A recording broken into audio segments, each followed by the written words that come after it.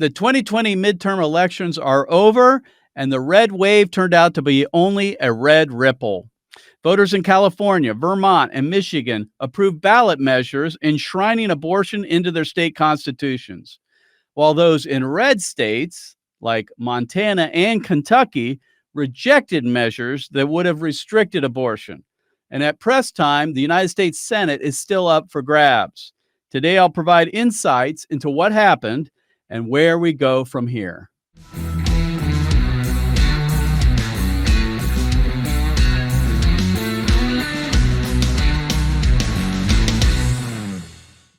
Activist Radio, the Mark Harrington Show, is brought to you by Created Equal, and you can support our work by going to createdequal.org and just click on the right side. There's a little donate link there, and you can give to our ministry, which is out on the front lines of the culture wars. We're on the college campuses, at high schools, overpasses, urban centers all across America, making the case that abortion's an act of violence that kills a baby, trying to change public opinion. Well, today on the program, I want to give a little after action report on the election of 2022. Now, I'm not going to go into detail as per all the candidates and the House races and Senate races and governor races. I'm going to try to hit the highlights as it relates to mostly the issue of abortion. As you can imagine, being your radio activist, that's what I care about the most, the ending of the shedding of innocent blood. So we're going to talk about that today. And if you've been following the program, you know I've been focusing a lot of time and effort, and Created Equal has spent a lot of time up in the state of Michigan trying to make the case to defeat Proposition 3. And I had Kristen Polo on the program several times from Protect Life Michigan. And unfortunately, Proposition 3 passed. That means that pro-abortion activists passed the proposition that legalizes abortion up until the very moment of birth. It's enshrined in the state constitution, unfortunately. So we were defeated in our efforts to try to stop that from happening. But so I'm going to talk about today. I'm going to talk about some of the lessons learned. We're also going to talk about Kentucky. What can we learn from that defeat? And then we're going to look at Ohio, and a little bit, we're going to take a look at the DeSantis race in Florida and talk a tiny bit about the upcoming presidential election in 2024. So let's just start out talking about Michigan. First of all, let me address those Michiganders who invested lots of time and effort and money in trying to defeat Proposition 3. And I'm sure that many of you are devastated today, and I would be too if I lived in Michigan, because now you're looking at almost a permanent right to abortion in the state constitution of Michigan. That's what basically happened yesterday on Election Day. And so if you're feeling that way, if you're feeling disappointed, devastated, discouraged, I want to give you a little bit of hope to start out. And that is this: Jesus said that in the world you will have trouble, but I have overcome the world. And so we need to have our focus on Jesus Christ and his sovereignty over the nations. Nothing happens without Jesus's awareness. It's not like he was caught off guard by all of this. Of course, he would have wanted the constitutional amendment to be defeated, of course, because he's opposed to the shedding of innocent blood. But it didn't happen. And so for my friends in Michigan and even across the country, if you're feeling disappointed that this wasn't a red wave that so many people predicted, let me just say from the perspective and viewpoint of a veteran in the culture wars, you got to wake up. You got to take account of what's happened, learn your lessons, take some time with the Lord, brush yourself off, and get back to work. Because we don't have time to sit back and allow the devil, the evil one, to discourage us, because the fight continues on. We've lost a battle in Michigan, that's for certain, but we haven't lost the war. And so Remember why you began this. And when you encounter defeat, dig deep within you and go to the Lord and continue to chase your goals. We cannot let these defeats devastate us. And then turn off the television and the negative voices that you're going to hear that are only going to discourage you further. Find support with like minded friends and family and church members. Learn patience and understand that we need to keep these defeats in perspective and then get away for a while and then get back to work. So that's my encouragement to those who might be feeling discouraged by the results last night, especially our Michigander friends. But let's look at Michigan. The vote went down, and as of the current tally, it went down 56% to 43%. Now, that's a pretty wide margin. Many people thought it was going to be a toss-up. In fact, we had internal polling telling us that it was pretty much a 50-50 thing and could have gone either way. Well, obviously, it didn't. And if we look back, I can, I'm not going to place blame on anybody because I don't think there was anything done wrong that would have brought about, if done correctly, anything majorly done wrong that, if done correctly, would have led to a victory. This 13% defeat, 13-point defeat, is not overcome necessarily by proper messaging and campaigning. There's something deeper in this number that we need to recognize. The first thing is this. Roe was overturned. We all understand that. And I've said this before. I'll say it again. Not because the pro-life movement has won the argument with the American people over abortion. We have not prevailed in changing hearts and minds sufficiently enough to win the battle. In fact, if you look at the polling currently, about 60% of Americans thinks Roe versus Wade was the right balance between pro-choice and pro-life. That has not changed. And that is being demonstrated in these numbers. Michigan, 56 for abortion, 43% against. Kind of lines up with the polling on Roe versus Wade. So Roe was overturned not because of the cultural change on abortion, but because primarily and almost entirely because of Donald Trump. Because Donald Trump put 3 justices on the U.S. Supreme Court that providentially were votes to overturn Roe v. Wade. Now, what does this do? For all intents and purposes, it repeals a 1931 law that would have gone into effect if this went the other direction. But because now there's a constitutional amendment that gives the right to Michiganders to have an abortion, that repeals that 1931 law. Now, I will say this. It's actually somewhat encouraging that the number was under 60%. Because if you look at these other constitutional amendments in other states like California, Vermont, even Kentucky, California had a proposition to legalize abortion up to birth. We all knew where that was headed, but that was at 68%. That's the state of California, deep blue state. Michigan, being a purple state, was 56%. So that's only 12 percentage points off from California. That should be an encouraging signal for some of us. When you look at Vermont, 72% voted to legalize abortion and enshrine it in its constitution. So 50%, 56% for those of us who are on the battlefield on this is a defeat, no question, but it's not a landslide defeat by any means. And so I take some heart and courage that we're still in the fight, that the American people have not completely decided what they believe on abortion, and that gives me hope. So let's move on to Kentucky. The numbers in Kentucky. The reverse was attempted there.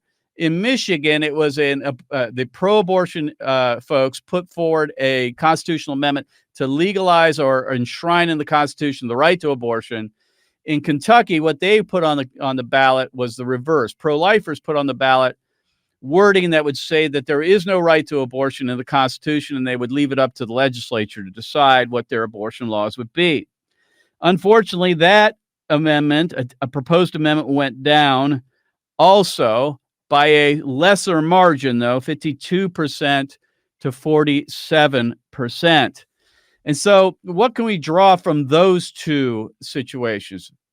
What we can draw from the Michigan situation is there are going to be blue states and purple states that in the coming years are likely going to put constitutional amendments on the ballot to expand abortion and enshrine it in their state constitutions. That's going to happen. And we're going to talk about that in a few minutes. But in states like Kentucky, who are deep red, for the most part, red states, pro-lifers have tried to do this. They've tried to do the reverse, and that is say there is no right to the abortion in the Constitution. And we have lost both of those attempts in Kansas and Kentucky. They have failed, and we need to learn from that. And the lesson learned primarily is this: don't do it. Don't do it. We need to beat back and win and defeat these bad things from happening. We are 0 for 2 in red states by trying to protect or give the right to abortion or the decision over abortion to state legislatures. We shouldn't be doing this again in any other states. And I would discourage you, if you're listening to the sound of my voice and you're proposing or thinking about working to propose this type of an initiative or ballot measure in a state that's red or purple, I would say let's not waste our resources on that. Let's work on other ways of protecting unborn children through the legislature or by repealing bad law at the state constitutional level. All right, let's move on to Ohio. That is my resident state. That's where Created Equal is based. And we take great courage by the numbers yesterday. There's a couple of lessons learned there, and that is this. I think Ohio is a reliably red state. I think in 2024, it's going to go Republican for the president, as it did in 2020. It's very similar in what's happening in Florida. J.D. Vance won handily yesterday for our U.S. Senate seat. Our Supreme Court justices, all three that were up for election, Republican Supreme Court justices, won their races. And so now we have a Republican majority, conservative majority on the Supreme Court here in Ohio. And why does that matter? Because the heartbeat bill is currently being held up in court and is going to make its way up to the state Supreme Court here, I would say fairly soon. And I would expect the state Supreme Court to say there is no right to abortion in the state constitution, and therefore the heartbeat bill here in Ohio, the heartbeat law, will go into effect and be enforced. So we should take some heart in Ohio, in states like Ohio, because we have the makings of a 2024 victory for a Republican candidate. And if pro-abortion forces come to Ohio and try to do what they did in Michigan, it's not going to be the same result, in my opinion. I think we have a very fair chance of beating that here, where Michigan is just a whole different situation because of the city of Detroit, kind of like Chicago, Atlanta, Philadelphia. Detroit controls all of Michigan. It's corrupt politically. You have a governor who is a Democrat. The laws in the state are very permissive to abortion. That's not the same situation we see in Ohio. We have a Republican governor, attorney general, secretary of state, now a Supreme Court that's Republican. We have the heartbeat bill, which should be going into effect. I think that we stand a pretty good chance in defeating a pro-abortion measure if it comes here in 2024. Now, let me go back and just revisit this. Then I want to talk about the Florida race with Ron DeSantis and the prospects for 2024. I haven't had a lot of time to write up an after action report on Michigan because we were very much involved in the effort up there. Created Equal invested heavily with our resources on the ground and otherwise to try to defeat that measure. So I have a pretty good idea of what happened up there. Two things I'd point to. And again, I don't think that any of the messaging per se by itself led to its defeat. But I think we need to make the main thing the main thing. When you're trying to stop the expansion of abortion in a state like Michigan or anywhere else, we need to make it about abortion. We need to prevail over the public that abortion is something that state does not want. And I think in Michigan, we attempted to avoid the discussion directly about abortion and bring up some of these ancillary issues, like it repeals parental consent laws. It repeals all the pro-life protections. Although these are good arguments to make, secondary to the main one, which abortion kills children. That should be the main case we're making to the people. Issues of parental consent when it came to gender reassignment surgery was brought up. Other things like that. Oh, sterilizations were also brought up in the discussion that would basically make those legal and parents would not have to be notified. One other thing is that, and if you would, Mr. Producer, pop up that yard sign. This is a yard sign that was put out all across Michigan. And if you see, it says register to vote and defeat Proposition 3. It's too confusing, too extreme. Agreed that the constitutional amendment, the way it was written, was confusing. But that's not a reason people are going to vote against it. I mean, it's just not. If you're going to the extent to say the language in the amendment is too confusing, in my view, you have already handed over that ground to the other side. In other words, you are almost communicating that our case against abortion is not convincing enough on its own that we have to go to arguments like the amendment's confusing. I don't think anyone's going to vote against an amendment because it's confusing, because I think they can figure it out pretty close if they can read it, right? And this was going to expand abortion up to the very moment of birth. Everybody knew that. So making it about being too confusing, again, was so way down on the list of reasons to vote against this, it wasn't going to be a driver against the amendment and lead to its defeat. So make the main thing the main thing. And that's where victim photography and video come into place. We cannot expect the American people, or for that matter, the citizens of the state of Michigan or any other state, to outlaw something if they don't know what it is. And I can tell you this, I can make a pretty good argument against abortion rhetorically with words alone, but it's never going to be as good as if I make it using visual aids of the injustice itself. Social reformers have always used graphic imagery to make their case. The pro-life movement is the only one that doesn't do it. And the reason we don't do it for the most part is because we are afraid of what people might think of us, that they might be turned off. And in this case, there were folks within the Michigan Coalition that actually fought against Created Equal to try to keep us from showing the truth about abortion, the evidence, photographic and video evidence about abortion when we were up there. If you don't believe me, let me read to you in part this email that I received from somebody within the Right to Life community of Michigan. And here's what it says. They'll remain anonymous for obvious reasons. We appreciate your motivation, talking to us at Created Equal, but have deep and serious concerns with your plan and ask that you do not go through with it. In other words, they didn't want us to come to show abortion victim photography on trucks and video screens, airplane tow banners, and our sandwich board signs in downtown squares and college campuses. We in Michigan's pro-life movement have been working strategically. In other words, they're basically saying we're not strategically hard to convince enough voters to vote no.